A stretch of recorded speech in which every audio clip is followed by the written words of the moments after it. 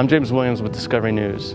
It's hard to travel around the northern part of El Salvador without hearing about the town of El Mozote. That's because it was here in December 1981 that the Salvadoran army massacred hundreds of people, most of whom were women and children.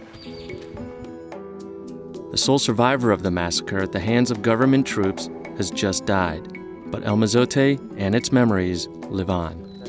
¿Y qué mataron aquí?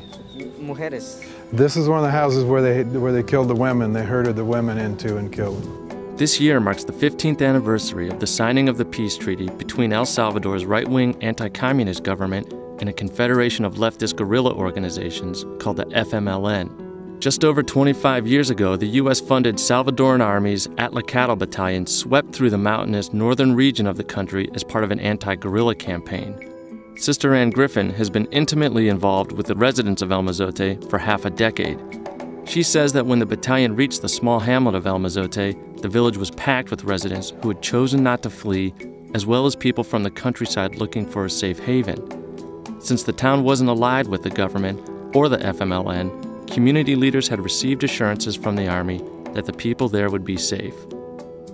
It was immediately clear that wasn't the case. The first day they just kept all the people, everybody together in the square and interrogated them. At night they were sent back to their homes and they weren't allowed to cook or make noise. The next day they started very early to collect all the people again and segregate them into groups.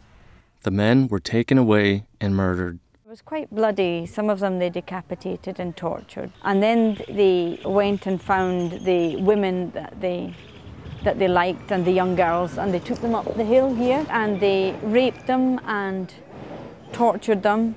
He just picked a bullet up off the ground. He just found it right there.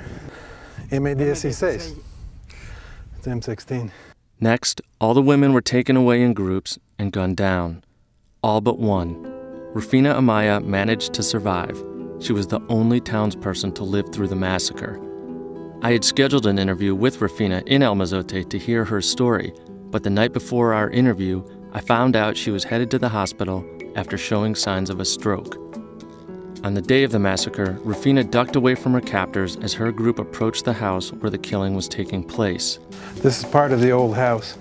Here it's where they found the burnt bodies of the women. The women at the front saw the door open and they saw inside the mound of dead bodies of their mothers and sisters and friends. They went hysterical and started to scream. So to get them in, the soldiers at the back came to push them in, and Rufina, who was at the back of the line, jumped under some bushes. But this is the tree that she hid under, and in the bushes behind the tree. All the children had been put in, even her own child, who was only 8 months old, her youngest baby, was taken from her breast.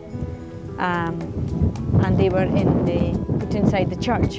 And she, from where she was she heard the screams of the children. And she said even from so many children, she could identify the voices of her own children screaming.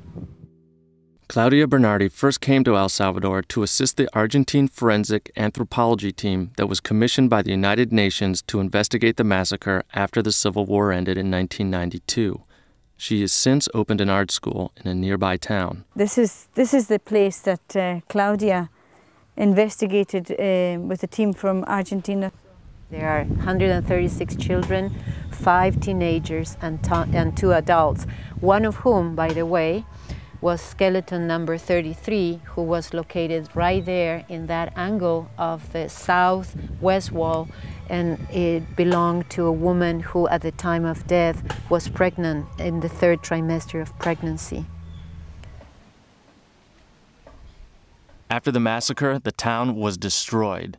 It was leveled. For 11 years, it was a ghost town until the 1992 truce ended the Civil War.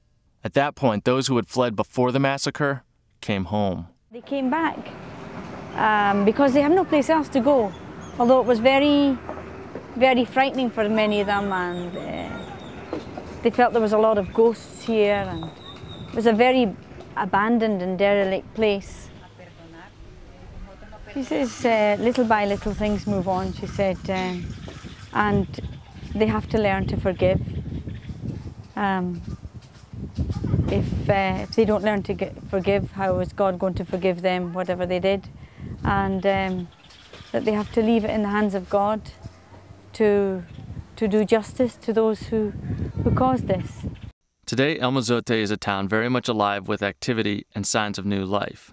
Ever since people came back to this village after the Civil War ended in '92, they've been working hard to rebuild their lives. They've rebuilt the church, they've built a new school, a new community center, and they're in the process of building a clinic. Clearly, they're addressing the history that's happened here, but they're also working hard to move forward and live for the future. In El Mozote, El Salvador, for Discovery News, I'm James Williams.